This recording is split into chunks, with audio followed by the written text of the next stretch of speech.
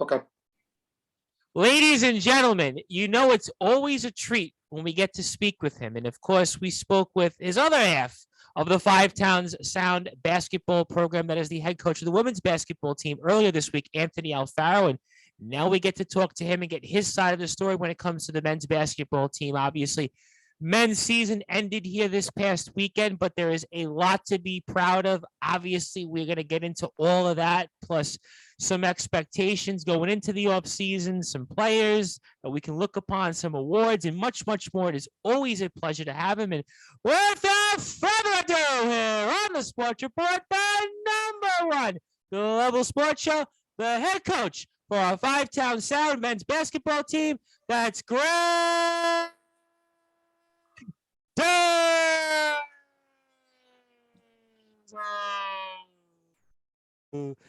Coach, how are you? I'm doing great, buddy. How are you?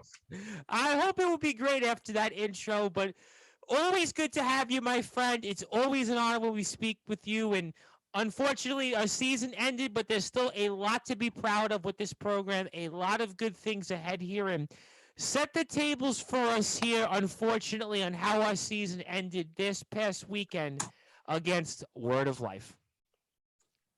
Uh, First of all, they're a really good team. No question. No question. No question. They're a very, very good team. They're well coached. Play well. They shoot the ball really well. I think we're up 2 at the half, and we didn't play well. And actually felt really good at halftime. Said, "Hey, we're not playing." I did well, too, because the last 5 minutes of that half, you guys played really well, and you played a game we weren't used to seeing you guys play, and it was almost as everything had come together. I think you guys were down 9 at one point in the first half and came away with a lead. So I think going into the locker room, I got to be honest, I felt really good. Yeah, remember when we played them on Super Bowl Sunday, we fell down 28 and then came back and tied the game up with 4 minutes to go. So we're down 2. We weren't playing great. Felt good, but long story short, we just didn't shoot the ball well. We held them this.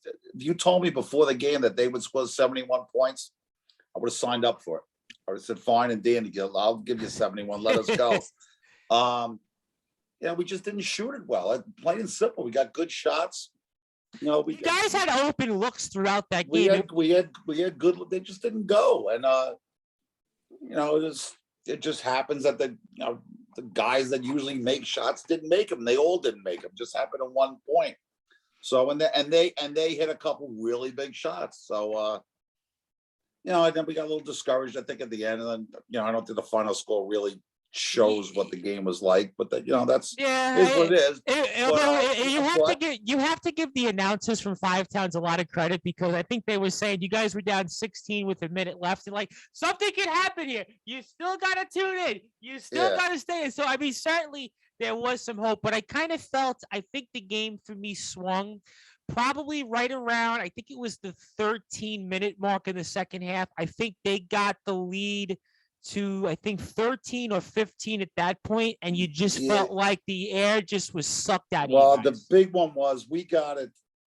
It was to 12, and then we held them 4 consecutive times.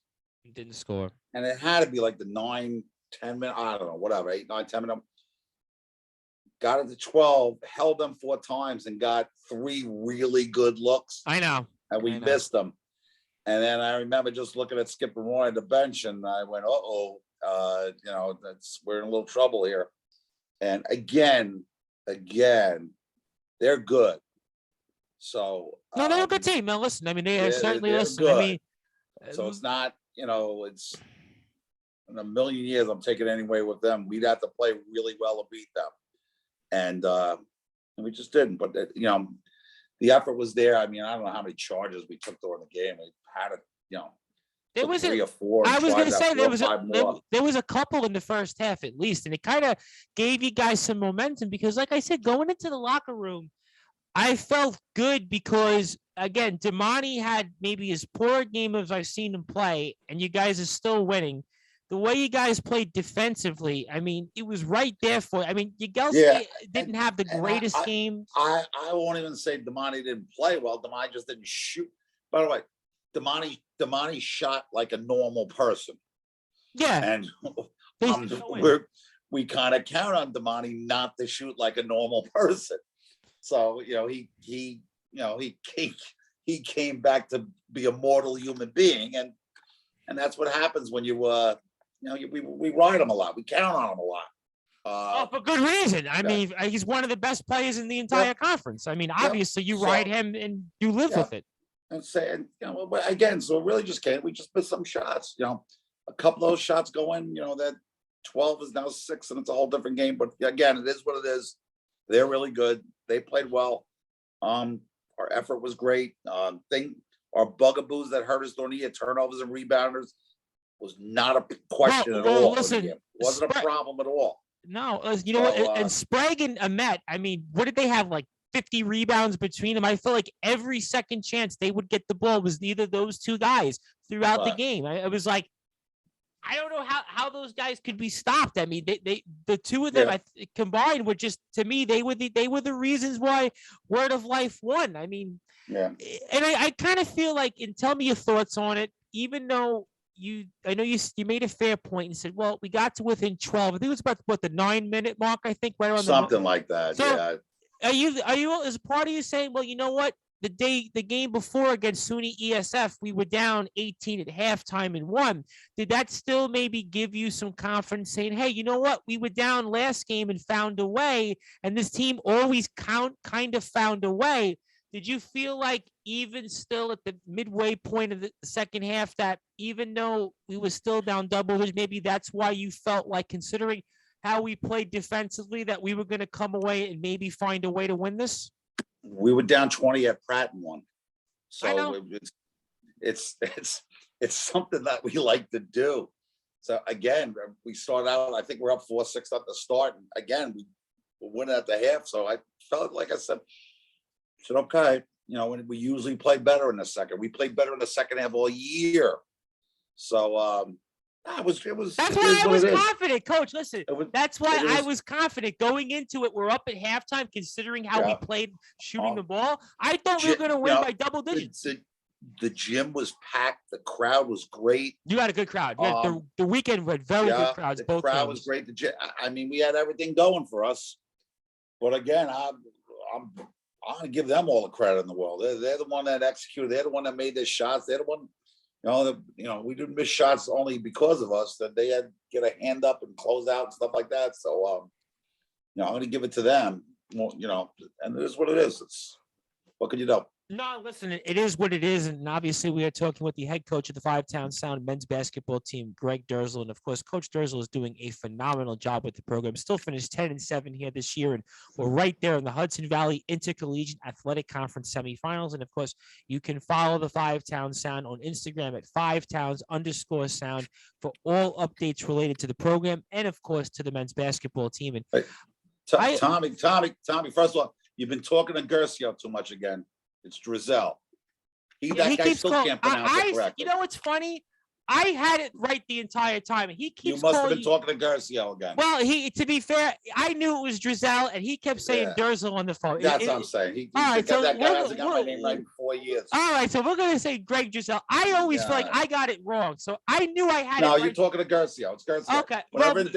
Whenever in doubt, you blame Gercio the AD. It's always. Well, I'm definitely on this one. Actually, it's Gercio's fault we lost. So how about that? We'll do that. I can't comment on the lost part, but I'm gonna definitely blame our athletic director, Matt. Something that he did. I gotta blame him. I'm gonna blame him on the name part because we knew from the very beginning it was Gregg Drzal. Now I do feel like a total dunce because I thought I had it right the entire time for 2.5 years. That's okay. Not the first time. And it won't be the last. I will definitely say that for sure. But I know for me, it's going to be the last time we get it wrong. But Coach Drzal, let me ask you this question because you did mention the crowd. And the crowd was rocking. And the crowd was rocking Saturday and Sunday. And I kind of want to ask you then, let's go to the positives. Do you feel like it's a sign of things to come for the program just because of how loud the crowds were, especially for Saturday's game? Yeah, well, yeah. We have a nice thing going. I mean, the men's soccer team was great. They were at the all game. I'm surprised they had voices left. Yeah, they were great, and we have a nice bonding between the men's and women's program. All the girls were there, and my guys. I give my guys a lot of credit because they lost the heartbreaker Saturday, and their season ended. And at 12 o'clock the next day, Sunday, the guys who live on campus were all there for the girls' game with me. And they were all there. So we got a tight knit little thing going on at the school, word of mouth friends and everything like that. So it was neat. It was a nice experience. Real nice atmosphere is a better word.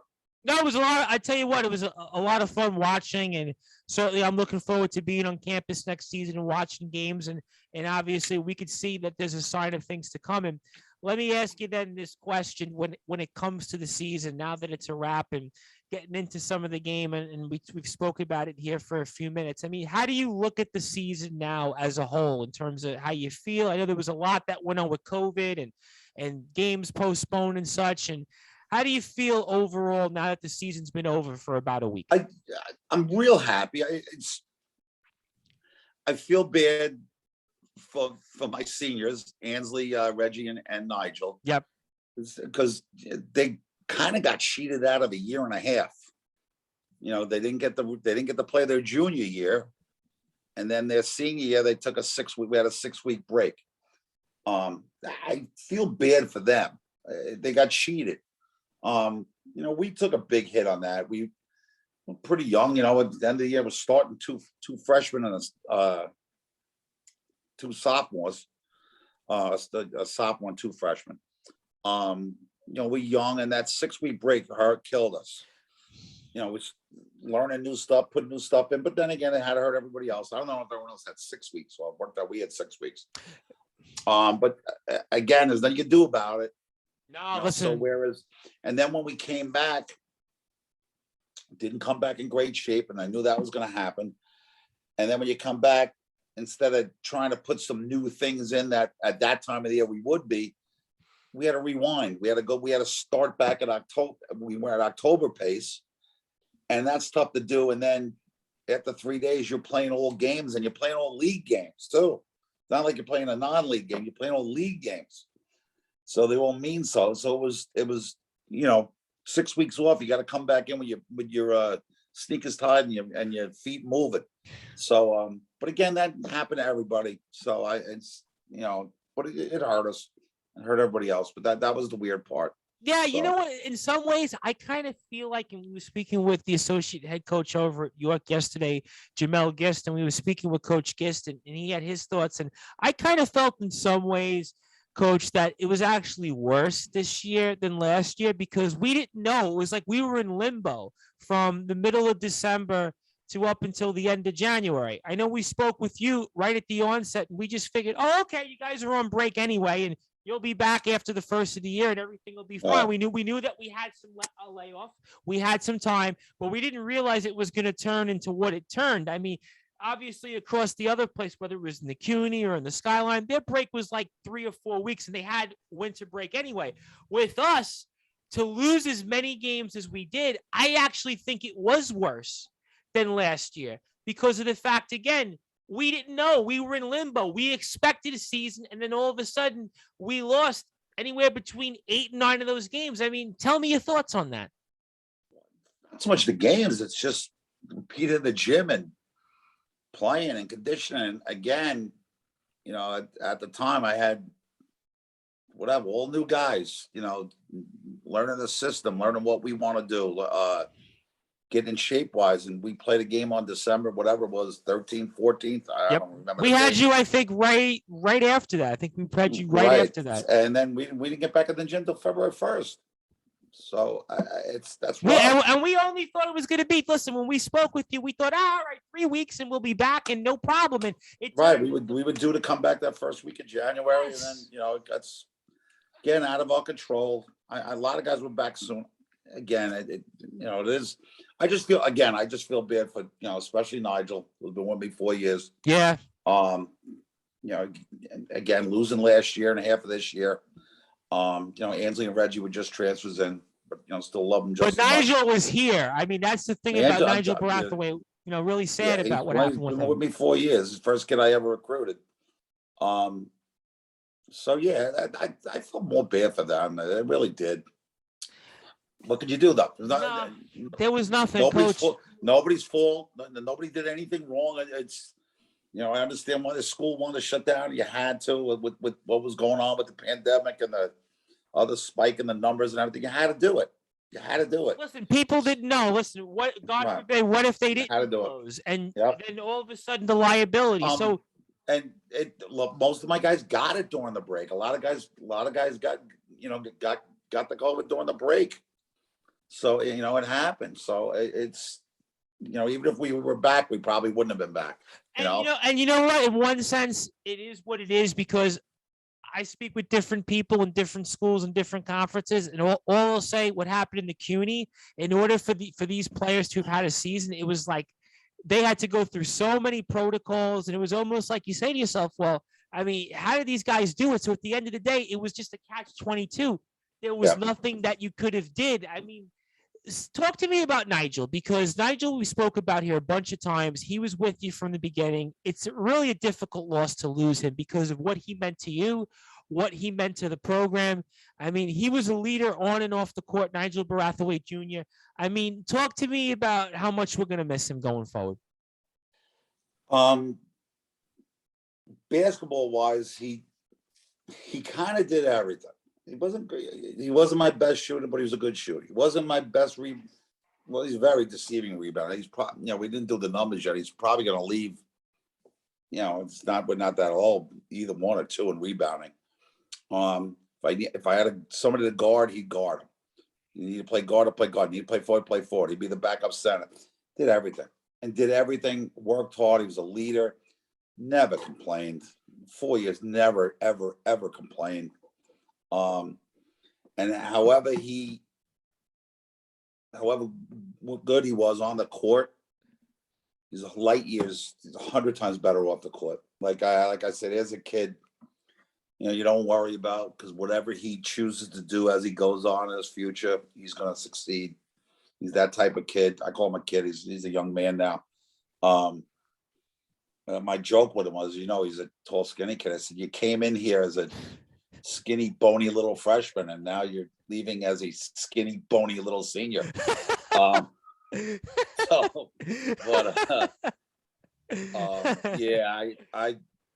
was tough that when I took him out of the game at the end of the game, I saw his mom, and I told his mom I couldn't look at them. His family's there at every game.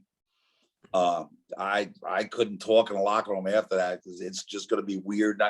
It's my first 4 years as a head coach. It was the first kid I recruited, first kid I had been with for 4 years. He holds a special place in here with me. I got choked up now. I always talk about. It was the fragmented year and a half he had. Great kid. I mean, he'll always be part of the program. Anything that the program takes off from here, him and Kyrie, of course, will be like the 2 building blocks at the bottom that start the foundation, by far, without a doubt. Oh, no question. And we certainly congratulate Nigel on a job well done in a career here at Five Towns. And it is unfortunately sad that we didn't get the full 4 years of his career, but we were certainly grateful to get whatever we could, especially with this season and everything that took place here. So certainly we definitely want to congratulate him. Tommy, a funny thing,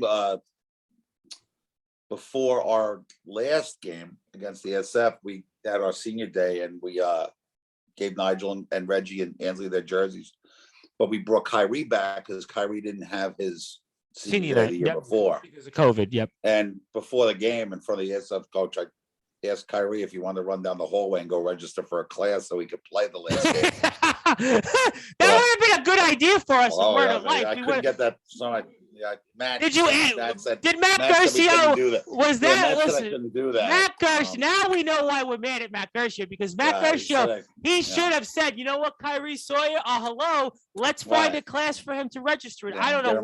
What is that? Communications 101? Do something. Get him on the court, because I think we're playing right now if we have Kyrie, for sure. Yeah, well, that could be, but whatever. No, we're playing. I'm big on the record. record. We're playing, Coach. If Kyrie's on the court with us, we're definitely playing still. And you're not practicing with Alfaro. You're on the court worried about whoever we're playing the USCA's. I mean, but what was that like, though, with Kyrie coming back for Cena? Was that mixed emotions? I mean, talk to me about that, because again, he's doing great. He looks great. He's still in shape. Looks like you walk on the court and play right now. No, same thing. I'm just with Nigel that it felt bad, but it was good seeing them together, because they were together for the 3 years and all like that. But he's, it was great. I'm going to certainly, obviously, again, miss Nigel, and especially the things that he did here for the program. And obviously, let's speak about some players that did win some awards of note, and that is, of course, the Polish Prince, Filip Jagielski. He was named Conference Rookie of the Year, and I felt like Sunday's game, I saw him more on Sunday's game in the background than I did in Saturday's game, and he played pretty much the entire game on Saturday, which was kind of weird, but for whatever reason, I just noticed him all over the court. But obviously, it is still a big boost to the program that he was Conference Rookie of the Year. Talk to me about the season that wrapped for the Polish Prince, Filip Jagielski, because we're probably going to bring him back on here in the near and distant future. And talk to me about what it means for the program for him to be named Conference Rookie of the Year. Well deserved. I don't think there was any doubt that he was going to get it. No, not at all. Not at all. I gave him a heavy load. I didn't know he was going to be able to handle it, and he took it. Really smart kid, really very mature. And the guys would tell you, I'm a nice guy 23 hours a day. With those 1 or 2 hours a day, I'm not a nice guy. I think 24 hours a day, you're a nice guy. I think it's 24 to 24. Well, they might tell you differently. Well, maybe the ex-St. Joe's guys tell me it's 24. Maybe that's why. Well, maybe a little different during those 2 hours of practice. But, true. Duly noted. So, but he's right demeanor, hard worker. He'll do anything, whatever it takes. God, he became a leader as a freshman. Yeah, at times he stepped up and got in guys, I wouldn't say in guys' faces, but very supportive of the team. Very unselfish. Very, very unselfish. At times we got to get Filip. You got to shoot that ball. Sometimes, I tell him sometimes you're too nice with it. You just go score. Just don't be nice, score. But he had a great year. Great year. And the best thing is I know, barring any injuries, he's going to be fine. He's already out working and getting ready for next year. So he's fabulous. No, he's awesome. No, he's obviously, listen, he's going to be a big focal point of this program and the team going forward. And congratulations again to the Polish Prince, Filip Jagielski. Really, really excited about speaking with him in the near and distant future here. I do want to go back to a few other seniors. Obviously, Ansley Vasquez, we've spoke about here on the show, and he was a big part of this team this year. And I would be remiss if I didn't mention him and talk to me about the void that he's going to leave behind here and what he meant to this team this year. Another kid who's really mature and smart. And let me tell you about Ansley. Played a lot early in the year. And if you saw it, Ian Williams, our freshman point guard, was fabulous at the second part of the year. And Ian started getting some of Ansley's minutes. Ansley went about his job every day. This didn't change. He could have pouted. He could have cried. Could have went home, take my ball, go home. I'm not playing. I'm a senior. I'm not. It had to bug him. Yeah, it had to bother him. But he didn't. I actually think Ian got better because of Ansley. With him in practice every day, just watching how he goes about his business. He's a pro's pro, if lack of a better word like that. Like I said, really mature. Another guy that I know when he graduates, and that guy, I don't have to worry about finding him, needing help or anything like that. Another guy who's going to go on and do some big things with his life. He's that type of kid, that type of man. He's a man. The way he handled all that during the year, a lot of respect for him. A lot of respect for him. Let me ask you this question, and it's a follow-up to it, and tell me your thoughts. And I don't know how you'd answer it, but I'll still ask it to you anyway, because I'm curious. Especially, here was a guy that was used to playing early in the year. He was a senior. He was here expecting to be the guy that was going to be in the rotation and to get those minutes, and then to see him lose those minutes. When he was at practice around his teammates, did you notice any difference in him? Did it maybe affect him in any way on that? Talk to me about that. Wouldn't know it. You wouldn't know it. Maybe I could see it because I'm there every day and I know him, and I've seen kids in that situation. But no, you wouldn't know it. Anyone else off the street wouldn't know it. Maybe a couple. Nah, he handled it. And it couldn't have been easy. But like I said, no one on the outside would notice it. It had to be tough for him. It had to be, but he just kept doing his job. And put it this way, I was all the years coaching in high school, everything like that. Sometimes the senior that gets into that spot can become we call it a poison or a cancer, lack of better word. Exactly why I wanted to ask you that question. And it's been before. I've been on teams where that's happened before. We've had them here before. I had them 2 years ago. Not even a hint of that. Not even a whiff of that. Nope. He's there. He worked. That's it. Give me the ball. That's it. I'm going to do what I got to do. And he did it. And if I said to you, the reason I asked that, because you guys did have a successful season. I know there was a layoff and different things, but if you think about that and take a step back for a minute, he was important because you talked about the poison part.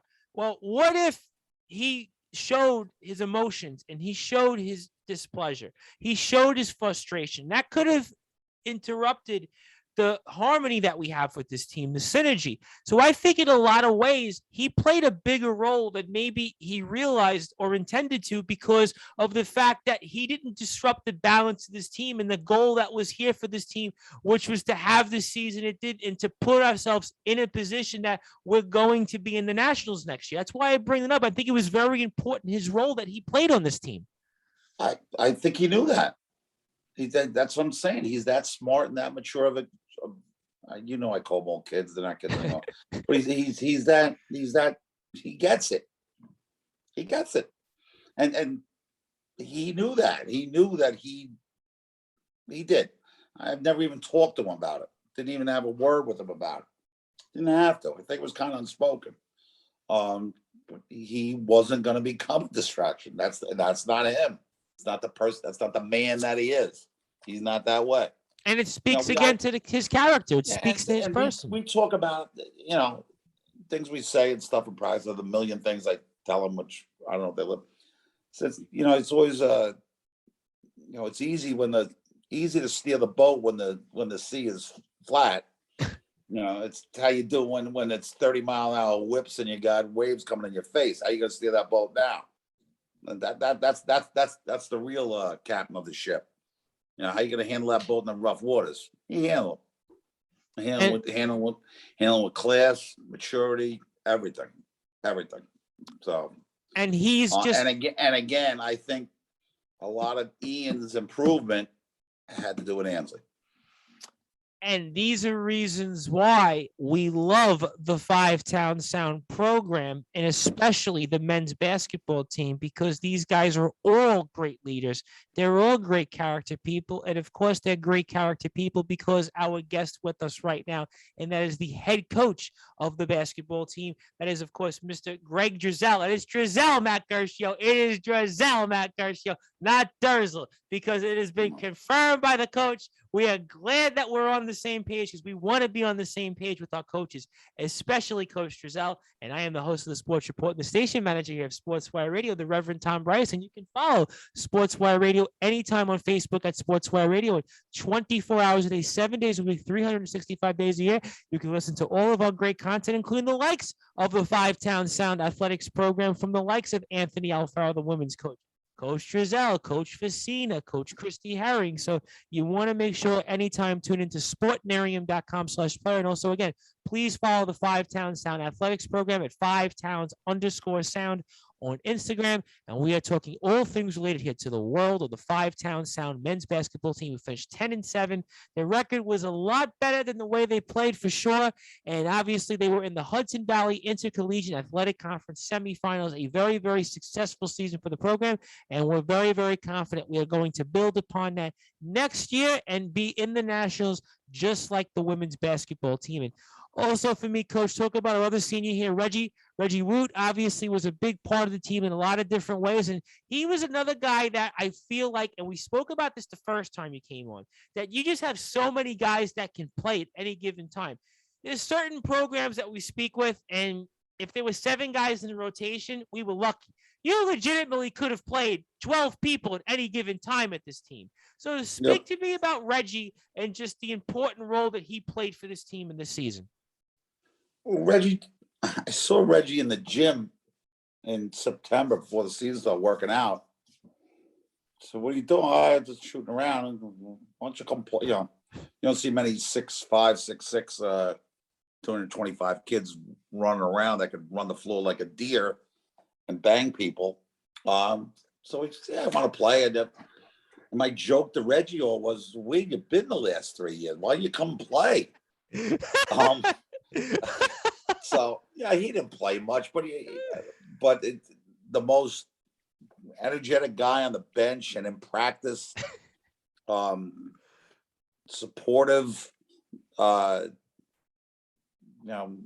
complained about anything. Other players, it was a nice addition to the family. And again, I told him and Ansley, when Ansley was only 2 years, I said, God, I wish I had you guys for 4 years. But it is what it is. But it was really nice to have Reggie along for the ride this year. Oh, listen, we could have even said nice to have him for 5 years, because technically there is a waiver rule. So, I mean, technically, it'd be nice to have them for 5 years even, because there are certain players in different places that are saying, hey, I'm going to come back. And we spoke about that, obviously, the first time you came on. So. That's my one joke to the 3 of them about it. I said, I really wish you guys weren't such good students that they're graduating on time of 4 years, because you could come back and play next year. I kid Nigel all year about that. So Nigel, why don't you fail a couple classes play next year? No, coach. Same to Ansley. They're graduating on time, all 3 of them. 4 years, all very high GPAs, and they're getting out with that piece of paper in 4 years. So that's really what it's all about, and they did it. And I think that's the most important part, because, listen, and we know that we're going to win the championship next year. We know we're going to go deep in the Nationals. We know that we have pieces. We know all that. But the fact is listen, the fact, though, is that your players are graduating in 4 years. Not taking them 7, 8 years to graduate like National Lampoons. They're going out and listen, they're here and they're getting out and they're great students, and they're going to be even better off the court. So I think it does speak volumes to the program you've laid the groundwork for, and also to the entire program as a whole, that we've built an environment that, yes, we value what our players do, especially on the court, but off the court, they're even better. Well, that's the whole idea. This isn't a. I wish I would have followed those ideas when I was in college, Coach. I got to be honest. Yeah, we're not pretending to be Duke of Kentucky here. You're here to go to school. You're here to get an education, and playing ball is just. I want you to have a good experience. I want you to graduate. I want you to have a good experience.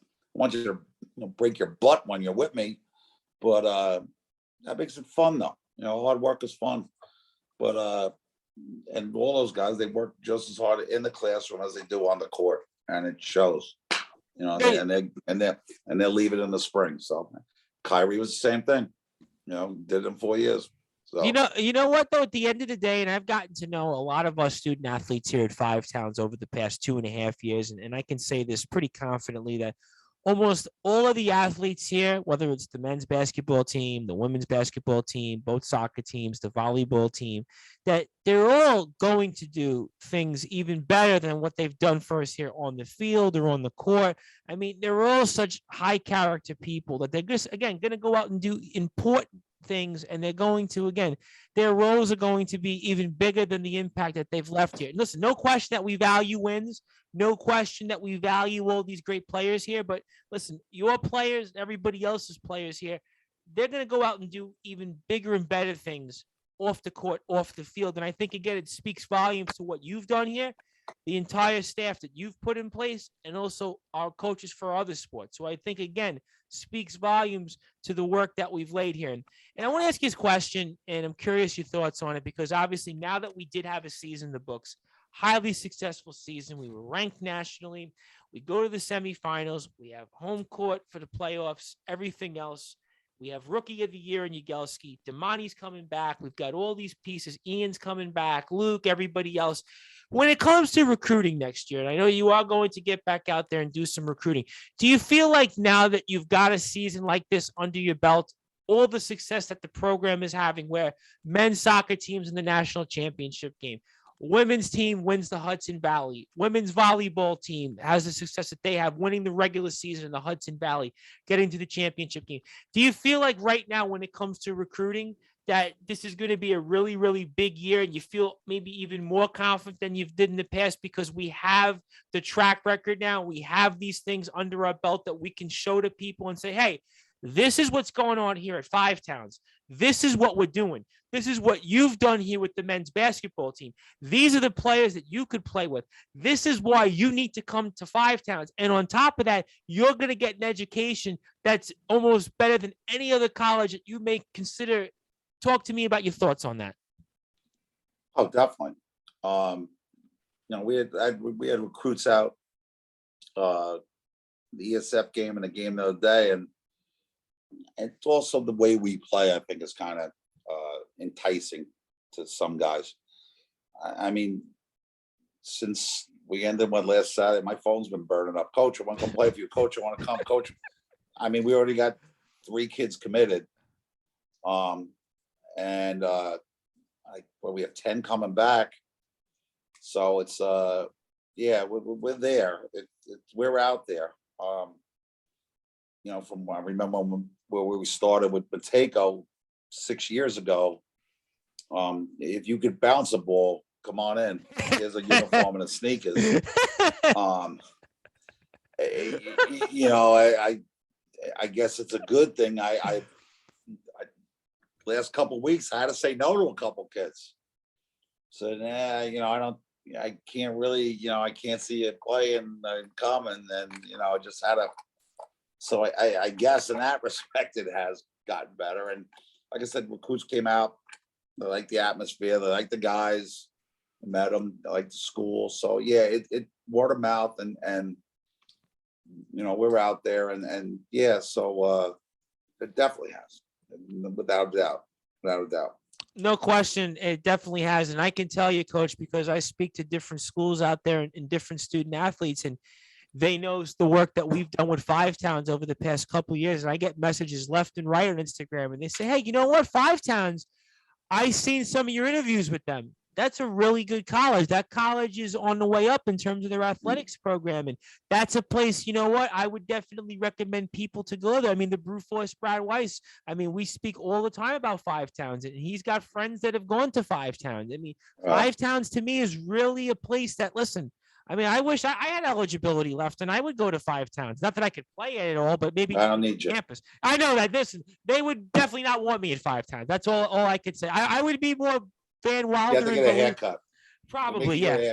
Probably, which is not happening anytime soon. I'm more like Belushi and Van Wilder than in terms of your prototypical Grant Hill like athletes that you might be looking for at Five Towns. So I'm definitely off the list, but there are many other athletes that I do speak to that could be on the list that see what you're doing. And I also wanted to ask you in terms of for 2022. I know it's early, but what are your goals and what you'd like to accomplish in the off season? Well, remember now because we got, Philippe goes back to Poland, Paul's in Florida, Paul Allen's in Florida, Kyle's in Jersey, and Luke's in Jersey, and Eric and Ian are, up into the city and Damani. So we're kind of gone over the summer.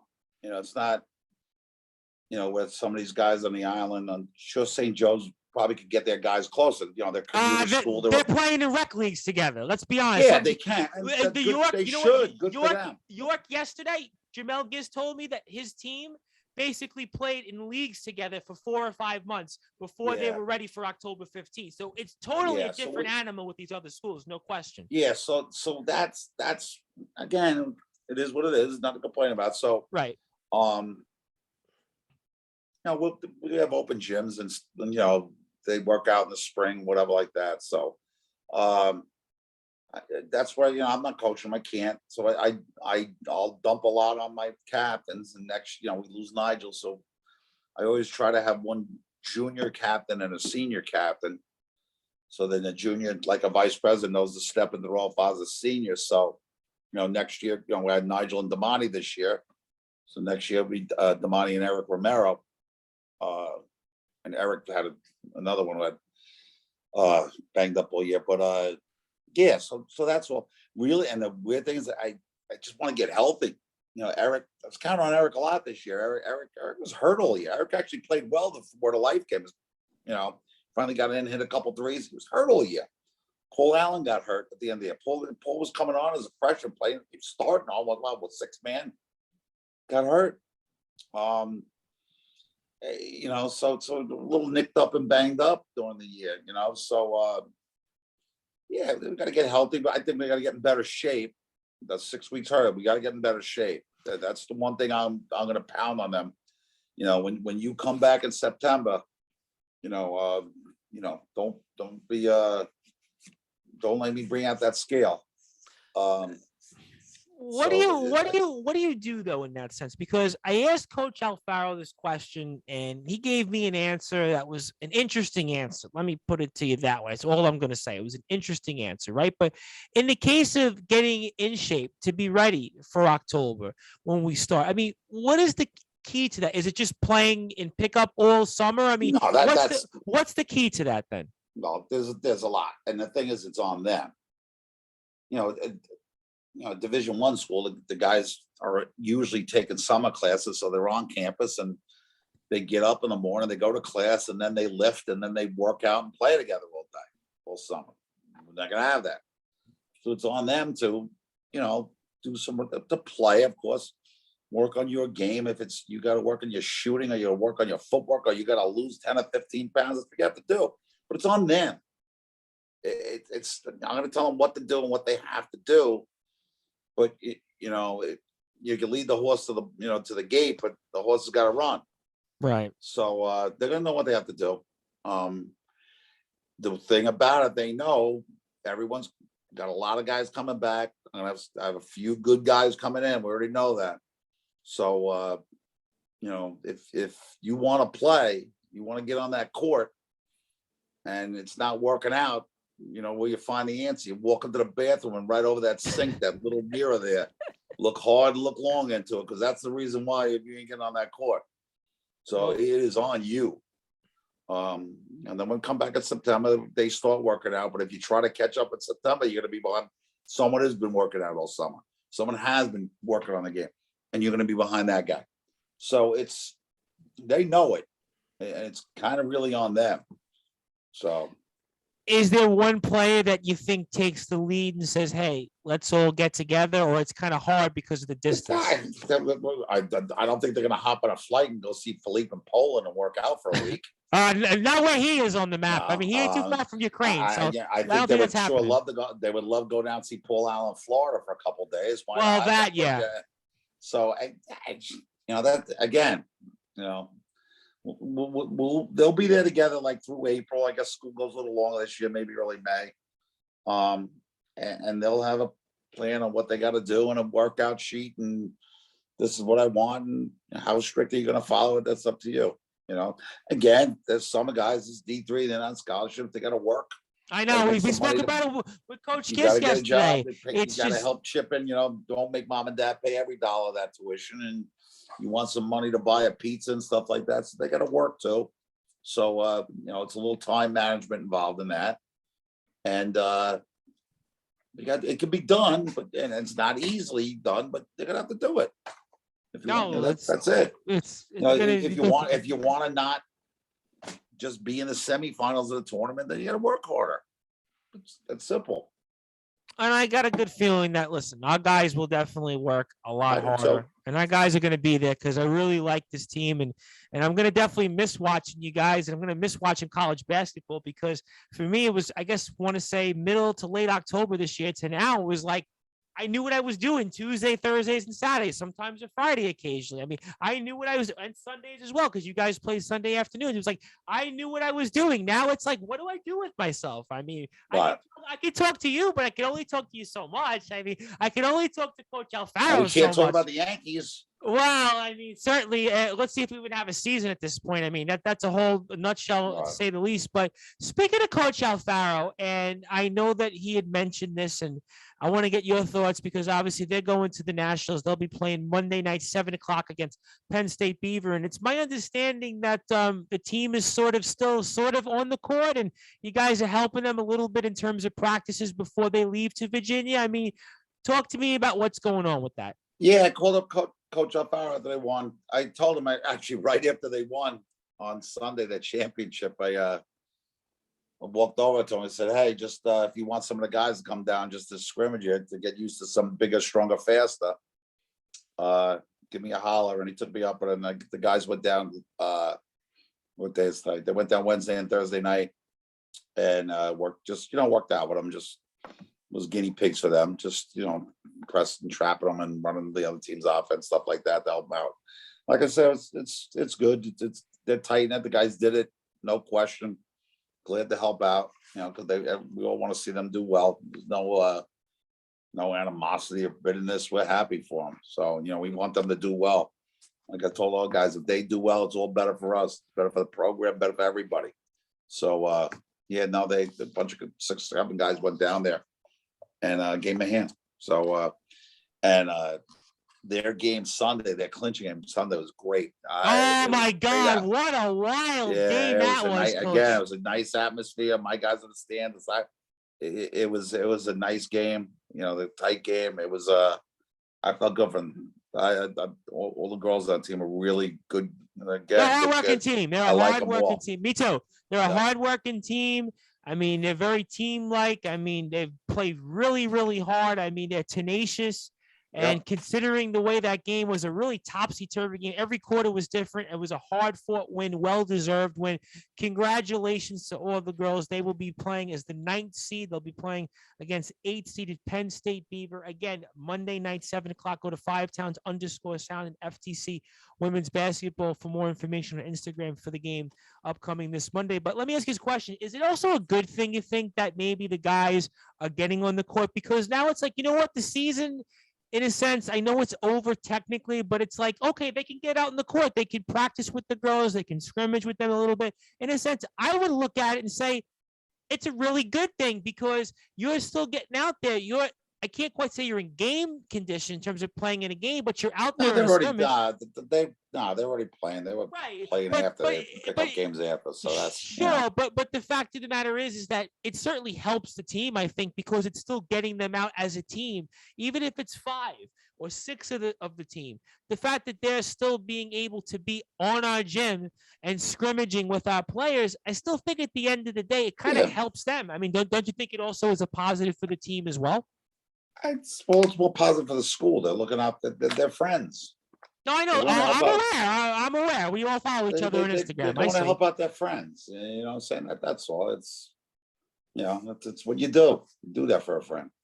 Well, listen, I could certainly see why. I mean, let me ask you this question, and curious on your thoughts before I get a few more questions from you and in closing thoughts as we are here with the head coach of the 5-Town Sound men's basketball team, Gregg Drzal. And of course, the team had a tremendous season, 10-7 here, and we're in the semifinals of the Hudson Valley Intercollegiate Athletic Conference. They also had Damani Merritt, who was one of the best players in the conference. Also, Filip Bigelski, the Polish Prince, who was the Hudson Valley Intercollegiate Athletic Conference Player of the Year, so Rookie of the Year. So I want to congratulate Filip Bigelski on his season being Rookie of the Year. And we are talking with Coach Drzal, one of the top coaches around. And Coach, talk to me about your thoughts on this. And I'm curious because the women's team, we know they're going to nationals. And even now that we're getting to see some of these guys get to scrimmage and practice with them, do you guys now maybe envision a little bit and see what they're going through and say, hey, you know what? we're seeing what they're doing. This is going to be us next year. I mean, is that something that's crossed your mind and the players' minds maybe a little bit? No, I think what crossed the players' mind is seeing how that gym was after they won on Sunday, and seeing everyone's reaction and getting on that ladder and clipping that net down. I think that's the lasting impression. That's, I sat there and said, boy, I want to do that. No, I did whatever. That's fine. That's what it was. I think being on the court, they're just going to help out. But that was that atmosphere Sunday, and the reaction from the people in the stands and the people who were there and their other teammates and all that went on after that. That's the part that goes, all right, we got work to do.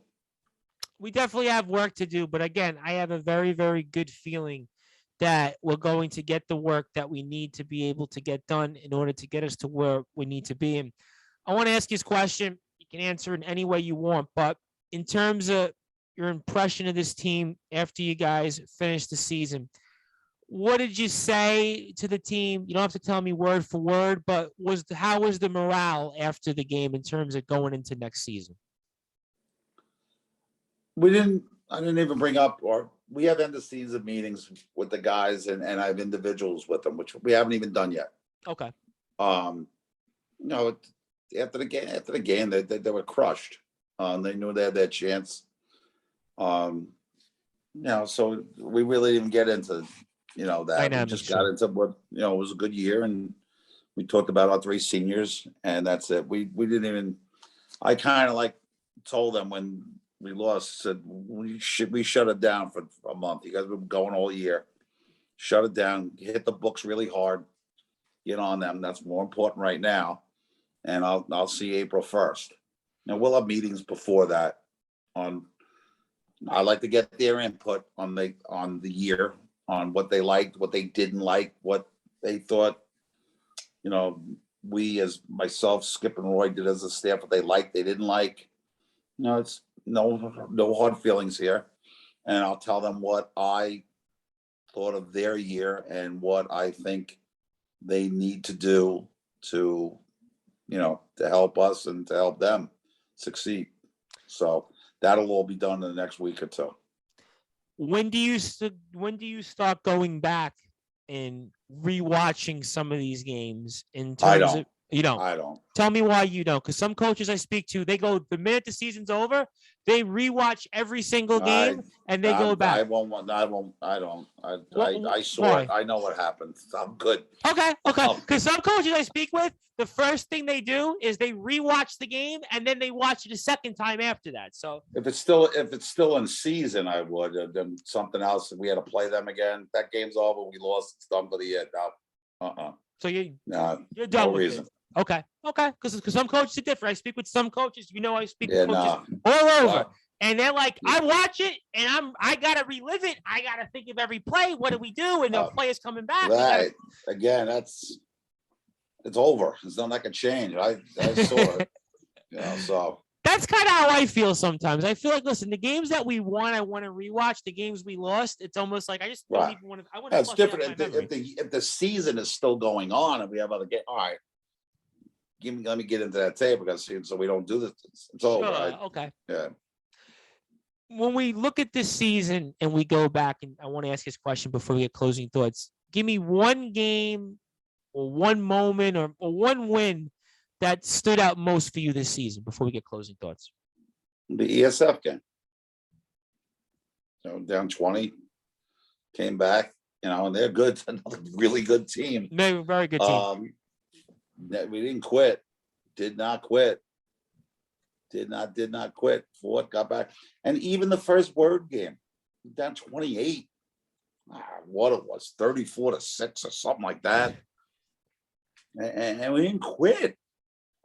Did not quit. So it's those are games I remember. So wow, there's something here. These guys are, they're cockroaches. They don't die.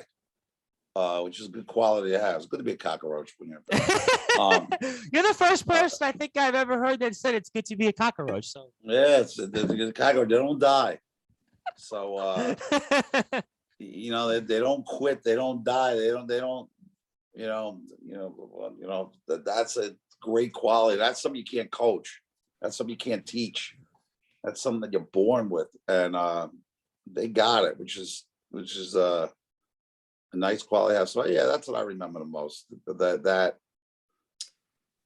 part of it. No, there's no question, though, that our guys have a lot of fight. They definitely don't quit. They definitely don't give up. I'm very curious to hear what the Polish Prince will say when we speak with him. I think either next week or the following week. We have to arrange it certainly around his schedule, but I'm very, very curious what he's going to say, especially because he was one of the players that played in the team, and we spoke with Damani a few times, so we know what Damani's side of the story of things. So we're really, really looking forward to this. At the end of the day, there's a lot to be proud of here at Five Towns. Men's basketball team was right there. We had home court advantage. We had the crowd that we saw here on Saturday. We had the huge win in conference against SUNY ESF. We had wins at Pratt. We had a number of different wins this year where you said, you know what? Our players are right there. And I think with our players coming back, guys like Luke, guys like Ian, obviously Yagelski, Damani. I mean, it's a really, really deep team.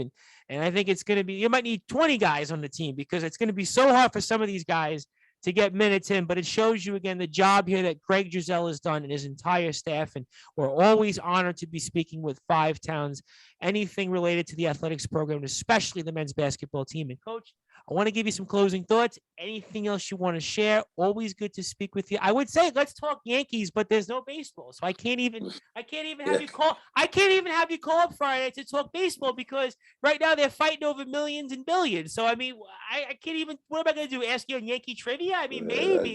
Maybe. Don't get me started on billionaires and millionaires. I heard it from people all day today in my name. People saying, oh, they said to me, oh, you're the sports guy, right? I said, yeah. What do you think about MLB? I said, well, what do you think I'm going to think? So obviously we know everybody's in the same wavelength when it comes to all this. But Coach, I want to give you closing thoughts. Anything you want to share? Anything you want to say? Last words to the team, boosters, certainly Mr. Gershio, anybody else. I can't thank you enough and the floor is yours. No, I just want to thank everyone. You just brought up Matt. I kid Matt. Matt does a lot. Matt, no, he's a good man. He's a good man. Matt works his butt off. Oh, I know. He helps laundry and everything like that. Everyone's at the school's so supportive. Jason with the soccer team, his guys always coming in. Christy with the girl. It's a good working environment, and it's good for the kids. And we just hope we could win a couple more games next year. And that's what we're going to try to do.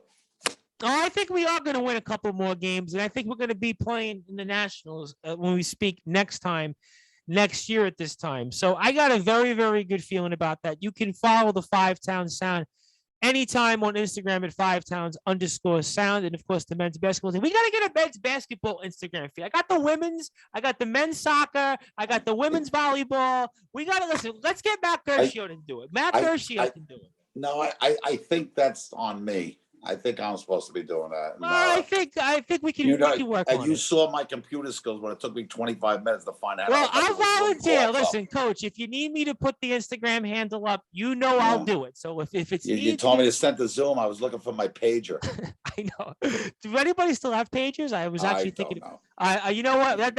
You call me up tomorrow night and maybe we'll answer that question on the air because I just realized I got to kill 2 hours tomorrow night live on the radio. And then we're on the radio in North Carolina on top of that. So I got to figure out how am I going to kill 2 hours with no baseball. Well, you go to North Carolina, you talk Tar Heel basketball. We're going to do that. But we got the Charlotte Bobcats, the Hornets, and they're doing terrible right now. So, I mean, obviously. If you need anyone to talk Carolina basketball, I'm your man. All right. So, you know what? Listen, that might be a deal. So we might work on that, Coach. I know you're getting ready for recruiting. You're getting ready for big game updates, Matt Gershio Zoom calls. Who knows what else? Maybe Anthony Alfaro and his thoughts. So I can't thank you enough. Congratulations on the season that was. We're looking forward to speaking with you during the offseason. Maybe have you call up on the radio here very soon and talk some Duke and UNC and who knows what else, and NC State, because they're having a pretty good year as well. So give me a holler before the tournament. We'll come on. All right, yeah, we'll do that. Probably maybe next week. Maybe we'll figure it out. As we're here on the Sports Report, the number one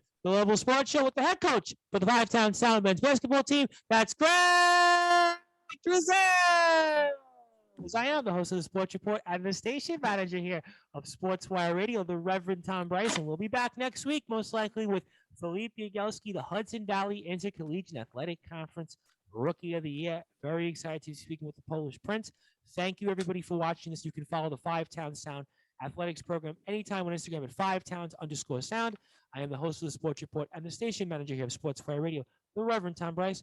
Thank you, everyone, for your support, and thank you, everyone, for watching. Good night.